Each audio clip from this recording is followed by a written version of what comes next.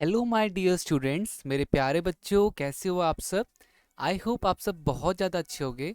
तो आज की इस वीडियो में हम क्लास 10th का वर्कशीट नंबर 5 करने जा रहे हैं। यह हमारी विज्ञान की वर्कशीट है और जहाँ पर हम इलेक्ट्रॉन विन्यास के बारे में पढ़ने जा रहे हैं। तो देखो, पिछली वीडियो में और आप कह सकते हो पिछली वर्कशीट में हमने ये पढ़ा था कि इलेक्ट्रॉन नाभिक के चारों ओर चक्कर लगाता है। जैसे कि ये आपका क्या होगा, न्यूक्लियस हो गया जिसको हम नाभिक कहते हैं। इसके अंदर प्रोटॉन और न्यूट्रॉन होता है। इस न्यूक्लियस के अंदर, इस नाभिक के अंदर क्या होता है, तो इस केंद्र के अंदर होता है न्यूट्रॉन और प्रोटॉन, पी और एन।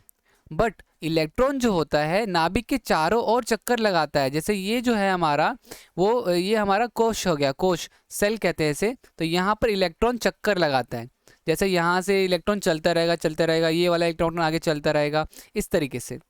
तो अब आप सोच रहे होंगे कि वह घूमने के लिए किसी नियम का पालन करते हैं कि नहीं। अब मतलब कि क्या ये पहले कोश में, पहले कक्ष में, इसको कक्षा भी बोलते हैं, कक्ष भी बोलते हैं, कोश भी बोलते हैं।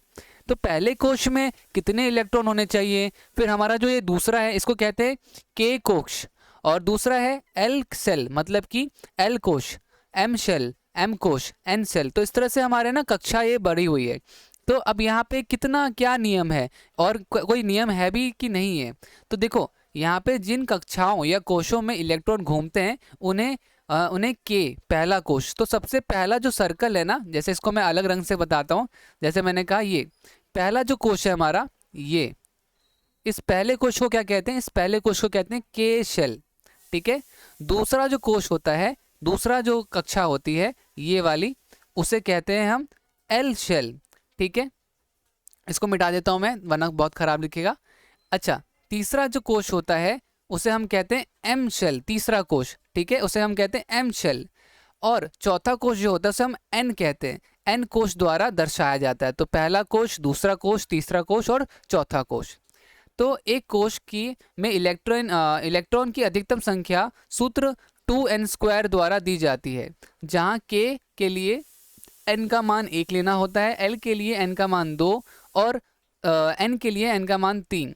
कहने का मतलब कि पहले कोश में अधिकतम कितनी कितनी इलेक्ट्रॉन के नंबर हो सकते हैं, इलेक्ट्रॉन की संख्या हो सकती है। तो देखो फॉर्मूला क्या है, फॉर्मूला है 2n²।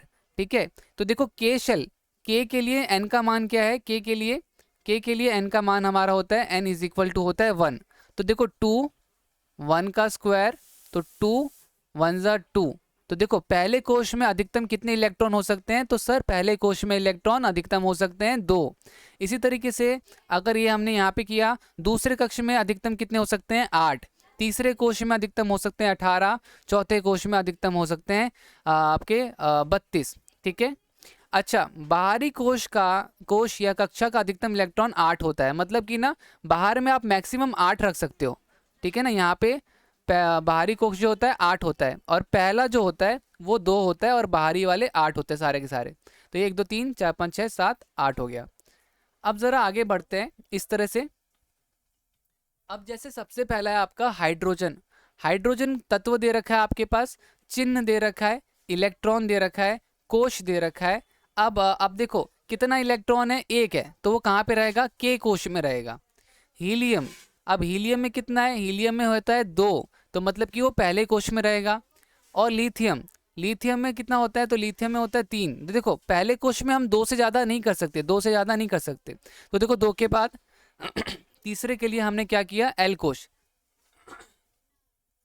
अब यहाँ पर क्या है, बेरिलियम। बेरिलियम में हमारा Be होता है, इसका इलेक्ट्रॉन होता है 4, तो पहले कोश में 2 आ जाएगा, बाकी बचा हुआ एल कोश में आ जाएगा। तो 2 और 2 4 हो गया। बोरोन, बोरोन का होता है B, जिसको क्या, इसका इलेक्ट्रॉन है 5, तो पहले कोश में 2 आ जाएगा और बाकी के 3 बचे हुए एल कोश में आ जाएंगे। कार्बन, कार्बन का होता है C, पहले कोश में 6 आ जाएगा और दूसरे कोश में मतलब सॉरी, इलेक्ट्रॉन 6 होता है, पहले कोश में 2 आएगा और दूसरे कोश में 4 आएगा, 2 4 6। इसी तरह से नाइट्रोजन, नाइट्रोजन में हमारा N होता है, पहले कोश में 7, ओहो हे भगवान, इलेक्ट्रॉन उसके 7 होते हैं, पहले कोश में 2 होगा और एल कोश में 5, तो 2 5 7। ऑक्सीजन का कितना होता है, इलेक्ट्रॉन 8 होता है, पहले कोश में 2 और बाकी के बचे 6 एल कोश में। तो आप देख रहे हो ना, इस तरह से हमारे कोश में इलेक्ट्रॉन जाते हैं। थोड़ा सा अब आगे बढ़ते हैं। जैसे अब बड़ा नंबर लेते हैं, सोडियम। सोडियम कितना होता है, 11। तो देखो पहले क्वेश्चन में हमने ले लिया मैक्सिमम 2, बचा कितना, अब मेरे पास बचा है 9।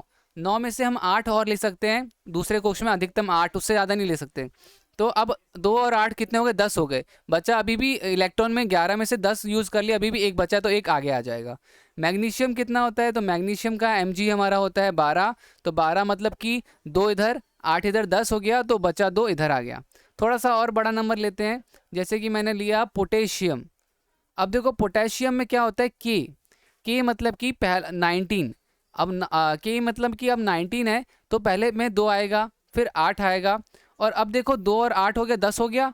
अब आपके पास अभी भी बचा है, तो 8 आप ले सकते हो मैक्सिमम, तो 2 8 10 और 8 18 अभी भी बच रहा है, तो यहाँ पे अब आखिरी आखिरी सेल में।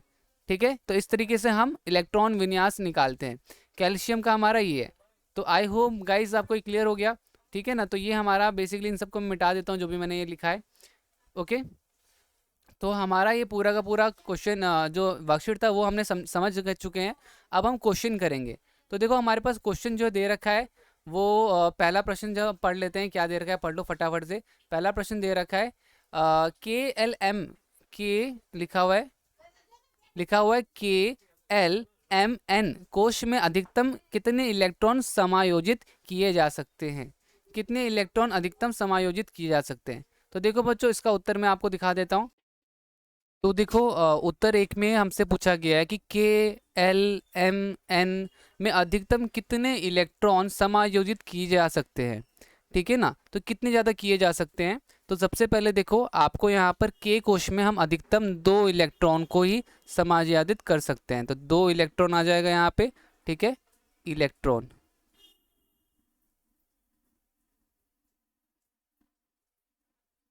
और इसी तरह से एल कोश में अधिकतम 8 हो सकते हैं, एम कोश में अधिकतम 8 हो सकते हैं, और एन कोश में अधिकतम 8 हो सकते हैं।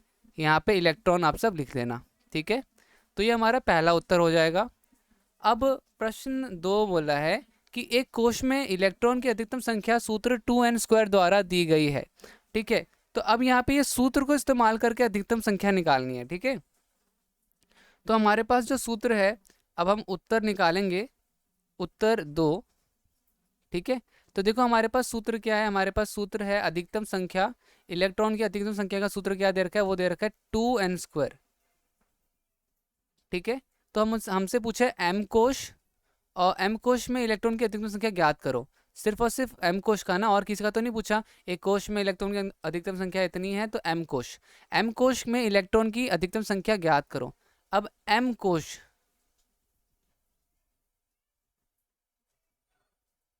एम कोश देखो हमने पढ़ा था एम कोश का मान क्या होता है, तो एम के लिए एन का मान क्या होता है, तो एम के लिए एन का मान 3 होता है।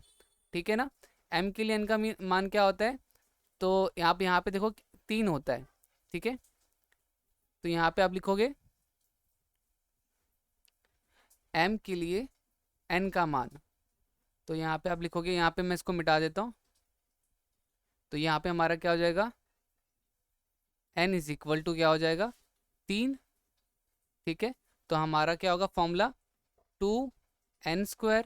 तो यहाँ पे 2n² जो होता है वो बेसिकली 2 3 का स्क्वायर हो जाएगा, तो ये हमारा क्या हो जाएगा 2 9 9 2 ज़ा 18। तो यहाँ हमारा आंसर यहाँ पर आ गया। ठीक है, तो बच्चों यहाँ पे ये पूरा चीज़ें क्लियर हो गई। आई होप आपको समझ में आ गया होगा। अब देखो, अब ये हमारा प्रश्न 1 और प्रश्न 2 हो गया है। प्रश्न 3 देखते हैं, निम्नलिखित तत्वों का इलेक्ट्रॉनिक विन्यास लिखिए। अब देखो यहाँ पे इलेक्ट्रॉनिक विन्यास लिखना है मैग्नीशियम, सोडियम, क्लोरीन, कार्बन और ऑक्सीजन का। तो इसको मैं आपको यहीं पे बता देता हूँ। आपको इलेक्ट्रॉनिक विन्यास देखो यहीं पे दे रखा है ना, तो यहाँ पे मैं मिटा देता हूँ। ठीक है ना, आपको पूरा इस तरह से चार्ट बनाना होगा इलेक्ट्रॉनिक विन्यास का। तो ये देखो, ये यहाँ पे कितना है, यहाँ पे कितने तत्व दे रखे हैं, यहाँ पे दे रखा है पहले 20 तत्व। यहाँ पे क्या दे रखा है, यहाँ पे दे रखा है पहले 20 तत्वों के इलेक्ट्रॉनिक विन्यास। हमें 20 तत्वों के इलेक्ट्रॉनिक विन्यास दे रखे हैं, बट हमें किसका निकालना है, मैग्नीशियम। तो बच्चों देखो, मैग्नीशियम आपको यहाँ पे दिख रहा होगा, ये वाला पार्ट, ये रहा मैग्नीशियम, ये रहा। मैग्नीशियम का क्या होता है, तो देखो तत्व का नाम लिखना है आपको, चिन्ह क्या होता है Mg, इलेक्ट्रॉन क्या होता है, तो इलेक्ट्रॉन होता है 12 इलेक्ट्रॉन होते हैं इसमें। के कोश में कितना होगा, तो के कोश में 2 8 2। इस तरह से आपको निकालना है, ठीक है। इलेक्ट्रॉनिक विन्यास इस तरह से लिखना है। मैग्नीशियम के बाद अगला क्या है, सोडियम। तो सोडियम में देखो ये रहा ऊपर में, ये सोडियम, सोडियम का नाम लिखना, Na लिखना, और पूरा ऐसे बॉक्स बनाना, ऊपर में तत्वों का नाम बॉक्स बनाना, चिन्ह बनाना, इलेक्ट्रॉन लिखना, K कोश, L कोश, M कोश और N कोश। तो इसमें ये पूरा ऐसा टेबल बनाना है आपको, और जो जो बोला है वो लिखना है। तो तत्वों के नाम के नीचे सोडियम लिखना, सोडियम का कितना इलेक्ट्रॉन होता है, 11 होता है। K कोश में 2, 8 और 1, ठीक है। अगर आप सबको कलर नहीं दिखाई दे रहा तो मैं दूसरा कलर ले लेता हूँ, मैं ग्रीन कलर ले लेता हूँ या रेड कलर ले लेते हैं हम, ये येलो ही सही है। क्लोरीन, क्लोरीन देखो ये रहा क्लोरीन, तत्व का नाम क्या है क्लोरीन, चिन्ह क्या है Cl, क्या है इलेक्ट्रॉन, इलेक्ट्रॉन की संख्या है 17, पहले सेल में 2, 8, 7। अगला कौन है, कार्बन। देखो कार्बन क्या है, तो कार्बन ऊपर में आता है, ऊपर में ये रहा कार्बन, पहले में C, 6 इलेक्ट्रॉन होती है, 2 और 4। अच्छा, कार्बन के बाद कौन है, ऑक्सीजन। तो देखो ऑक्सीजन ये रहा, ऑक्सीजन का O होता है 8, 2, 6। तो इस तरीके से आपको सबके लिखना है, इस तरह से आपको तत्वों का नाम, तो ये जो जितना भी मैंने हाईलाइट किया आपको अपने आंसर में इस तरह से लिखना है, ठीक है। ऊपर बॉक्स इस टाइप का आपको बनाना है, और तत्वों के 20 मत लिखना, तत्वों के इलेक्ट्रॉनिक विन्यास करके लिखना, ठीक है, क्योंकि हम पूरे 20 नहीं लिख रहे हैं ना, हमें जो क्वेश्चन पूछा है वो लिख रहे हैं। तो यहाँ पे हमारा ये वर्कशीट कंप्लीट हो जाता है। उम्मीद करता हूँ आपको वीडियो अच्छी लगी होगी, समझ में आया होगा। वीडियो अच्छी लगी तो प्लीज़ लाइक शेयर कमेंट ज़रूर कीजिएगा। तो मिलते हैं अगली वीडियो में, तब तक के लिए bye bye and take care.